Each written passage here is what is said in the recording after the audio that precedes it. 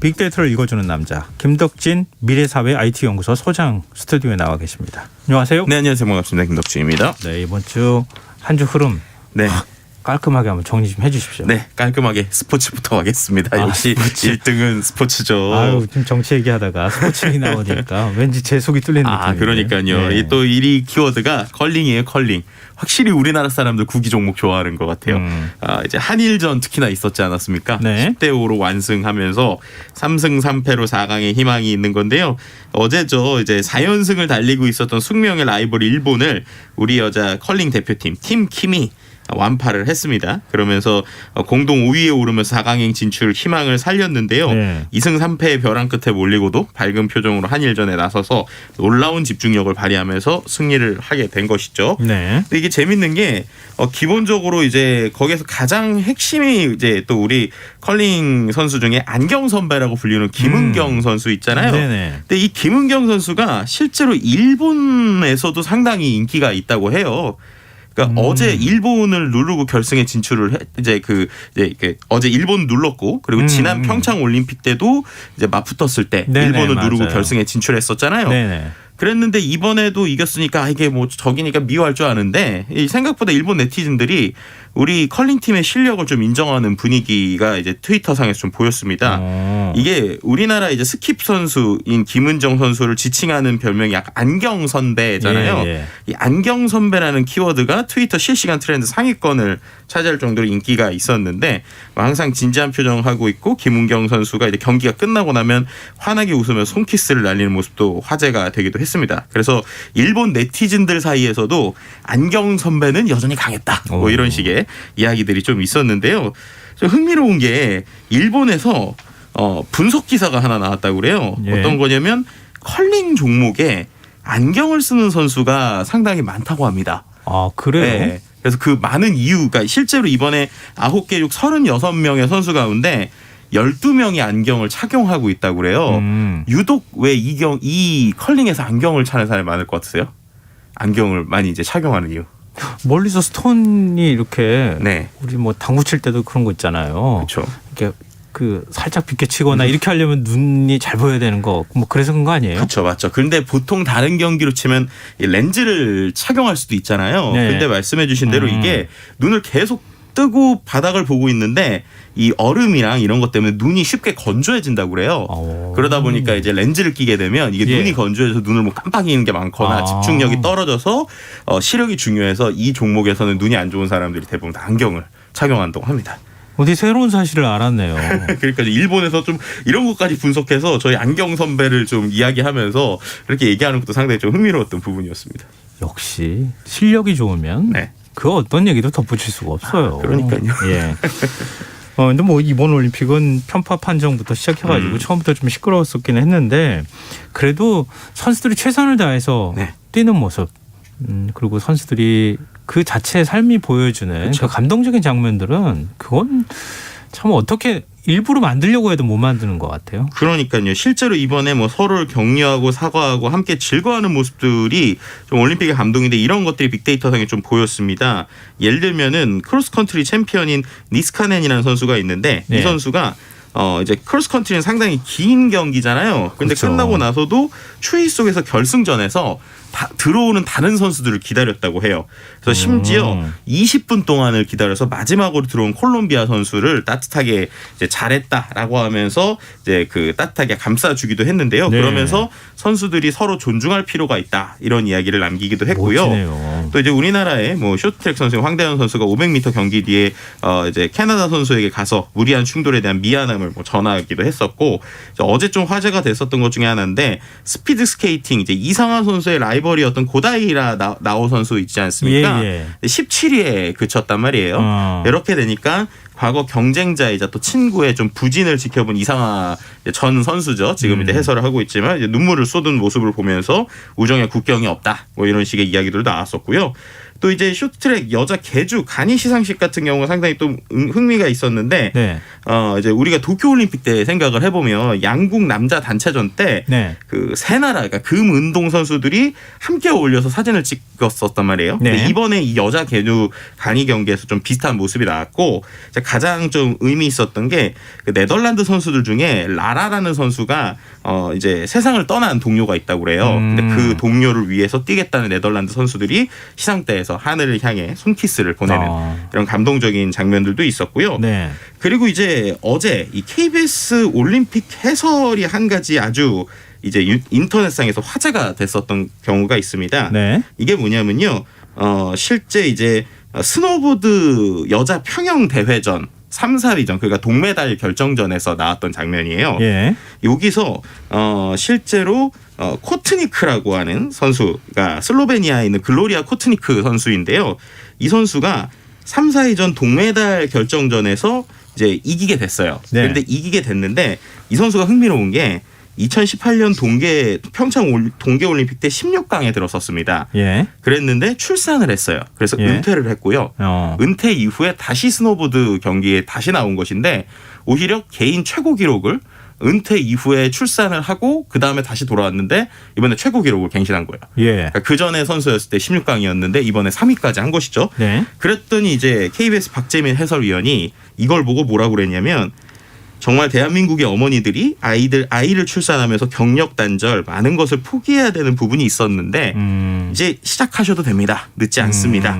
저 선수도 아이를 낳고 은퇴했다가 돌아와서 자신의 최고 커리어를 10대도 아닌 20대도 아닌 2022년에 만들었습니다. 이 선수가 전하는 던져주는 메시지가 뭐겠습니까? 여러분도 할 수 있습니다. 늦지 않았습니다. 이런 이야기를 했어요. 네. 그랬더니 이제 유튜브나 여러 댓글들에서 경기 내용도 결과도 감동인데 해설위원의 발언도 감동이었다. 할 수 있습니다. 늦지 않았습니다라는 게 취준 생활에서 힘든 시간을 보내는데 좀 이제 힘을 얻었다. 이런 사람도 있었고요. 네. 이런 게 어떻게 보면 스포츠의 드라마틱한 모습이다. 또 전성기가 아직 오지 않았다. 우리가 좌절하지 말자. 뭐 이런 이야기들. 그리고 또 올림픽을 왜 하나 싶기도 하다가도 이렇게 이제 끝까지 포기하지 않는 선수들을 보면서 감동을 받으니까 올림픽이 있어서 참 좋다. 뭐 이런 얘기들까지 좀 많은 이야기를 볼 수 있었습니다. 안 보려고 해도 자꾸 시선이 가는 거 어떻게 할 수가 없어요. 그렇죠? 그러니까요. 이게 참 스포츠가 주는 매력이 있는 것 같아요. 네, 확실히. 맞습니다. 자, 두 번째 주제는 뭡니까? 두 번째 주제는 환경 주제인데요. 이제 처음 키워드는 나쁘다라는 키워드였어요. 그러니까 초미세먼지 얘기였습니다. 며칠 전에 초미세먼지가 엄청 심했죠. 예. 그런데 이제 오늘 기온이 엄청 떨어지면서 공기질은 회복됐는데 또 반대로 너무 추워지니까 네. 이거 날씨 왜 이렇게 오락가락하냐라는 이야기가 있었고요. 하나 또 키워드가 매립지라는 키워드가 있었는데 예. 이게 뭐냐면 2025년에 수도권 매립지 쓰레기 사용 종료를 놓고 쓰레기 독립을 선언한 인천광역시하고 수도권 매립지 관리공사 간에 논란이 있는 것입니다.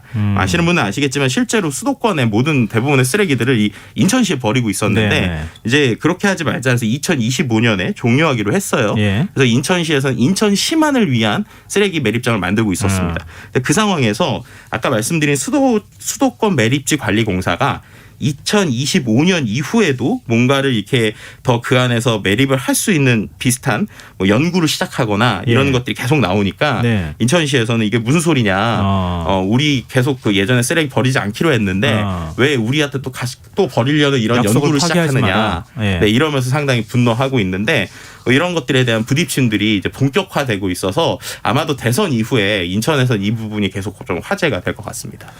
근데 앞으로 그런 기준으로 간다고 하더라고요. 지자체면 지자체에서 발생한 쓰레기는 그 지자체 안에서 해결하자. 그렇죠. 예, 그런 추세로 가는 거 아닌가 싶어요. 근데 또 이거는 굉장히 논란이 많았던 사안이라서 앞으로 어떻게 되는지 좀 지켜보고요. 3위 주제 살펴보죠. 3위 주제가 경제 분야인데요. 주요 키워드가 영업이익, 단기손이익 이런 키워드가 나왔습니다. 공시 시즌이면서 기업들의 수익들이 발표되면서 관심을 가진 것인데요. 네. 특히 핵심이 옛 현대상선이었던 HMM이라는 회사죠. 9년 동안 적자였는데 네. 올해 영업이익을 최대 실적 7조 3천억 원을 달성을 했어요. 예. 근데 이게 어떻게 된 거냐라고 보면 역시 큰 건 코로나19 그다음에 이제 미국 항만 적체로 인해서 운임비가 올라가니까 결국엔 사람들이 이제 상선을 많이 썼다라고 보시면 될 것 같고요. 예. 그래서 9년간 적자 이후에 2년 연속 흑자를 대고 있는 상황입니다. 또 한 가지 이 코로나 좀 수혜주라고도 볼 수 있을 것 같은데 CJ 제일제당 같은 경우에도 작년에 매출이 15조를 돌파했다고 그래요.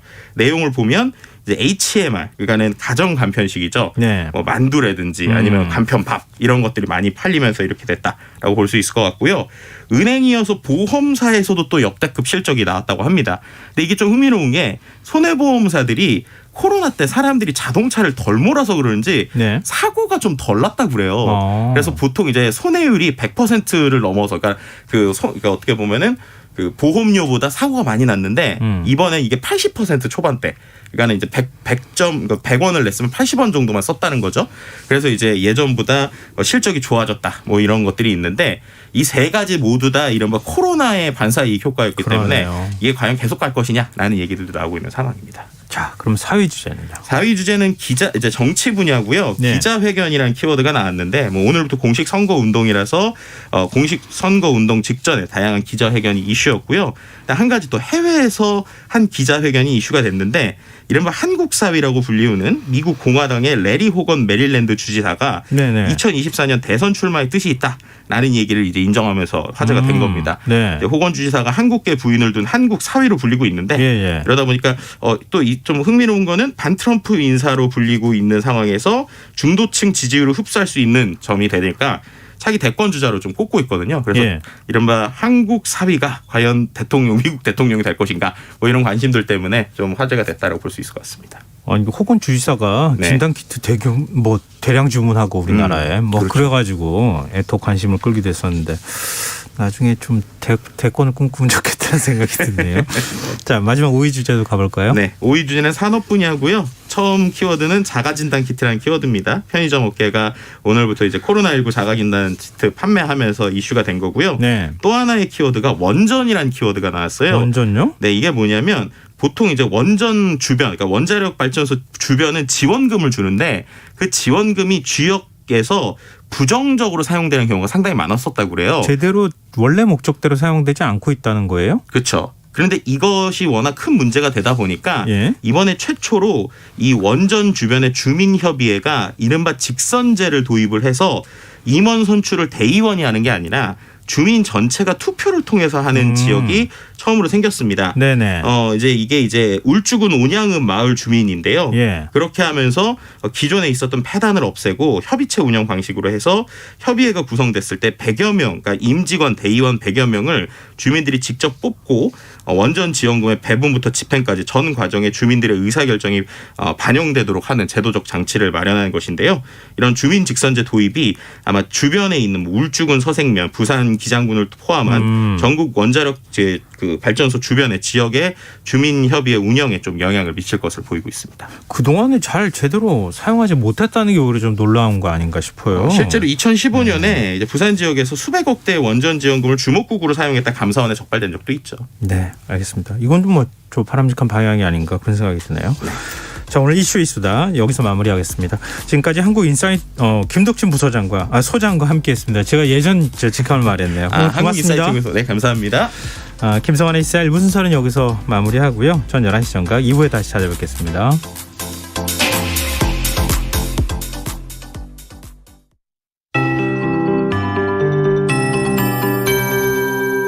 KBS 58분 날씨. 현재 충청권과 전라권, 서해오도, 울릉도, 독도에 눈이 내리고 있습니다. 충청권은 내일 새벽까지